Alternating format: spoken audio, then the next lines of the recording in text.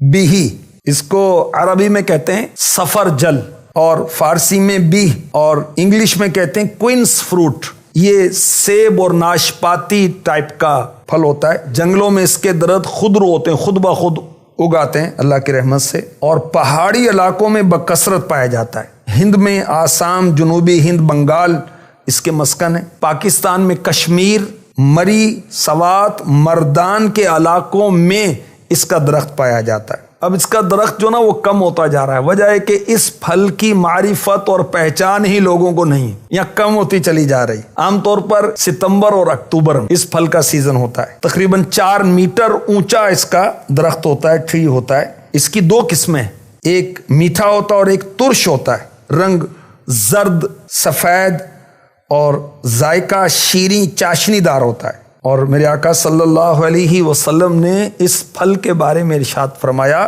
بیہی پھل کھاؤ، دل کے دورے کو دور کرتا ہے۔ اللہ پاک نے ایسا کوئی نبی معمور نہیں فرمایا جسے جنت کا پھل بیہی نہ کھلایا ہو، اور ہر نبی نے اسے تناول فرمانے کی سعادت بخشی۔ ایک صحابی فرماتے ہیں کہ میں بارگاہ رسالت میں حاضر ہوا، میرے آقا علیہ الصلوۃ والسلام صحابہ کے جھرمٹ میں تشریف فرما تھے جیسے چاند چمکتا ہو تاروں میں، سبحان اللہ۔ آپ کے دستے مبارک میں بیہی پھل تھا، کوئنس فروٹ تھا۔ ہمارے آقا علیہ الصلوۃ والسلام اس پھل کو الٹ پلٹ فرما رہے تھے۔ یہ صحابی کہتے ہیں میں حاضر ہو گیا، بیٹھ گیا، میری طرف توجہ کر کے فرمایا، ابو محمد، یہ ان کی کنیت ہے، یہ دل کو طاقت دیتا ہے، سانس خوشبودار بناتا ہے، سینے کے بوجھ کو اتار دیتا ہے۔ ہمارے آقا علیہ الصلوۃ والسلام نے ارشاد فرمایا، بیہی پھل کھاؤ، یہ دل کے دورے کو ٹھیک کر کے سینے سے بوجھ کو اتار دیتا ہے۔ اور یہ بھی ارشاد فرمایا، اپنی حاملہ عورتوں کو بیہی پھل کھلایا کرو،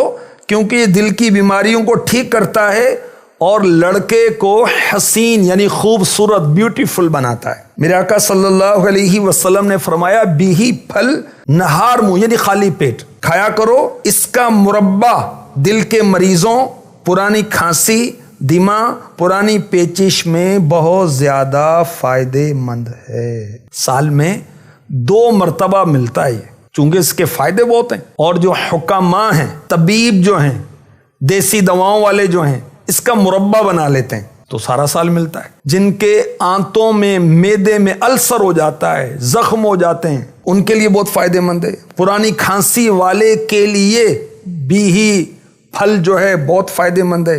اس کا جو مربع ہے وہ معدے کو اسٹرانگ کرتا ہے، مضبوط کرتا ہے، جگر کو تقویت پہنچاتا ہے، دل کو مضبوط کرتا ہے، سانسوں کو فریش کرتا ہے، خوشگوار بناتا ہے۔ بڑی اللہ تعالیٰ نے اس پھل میں خصوصیات رکھی ہیں، نعمتیں تو دن رات ہم کھاتے ہیں اس کی، اور کھاتے بھی ہیں، دیکھتے بھی ہیں، پہنتے بھی ہیں، طرح طرح کی نعمتیں۔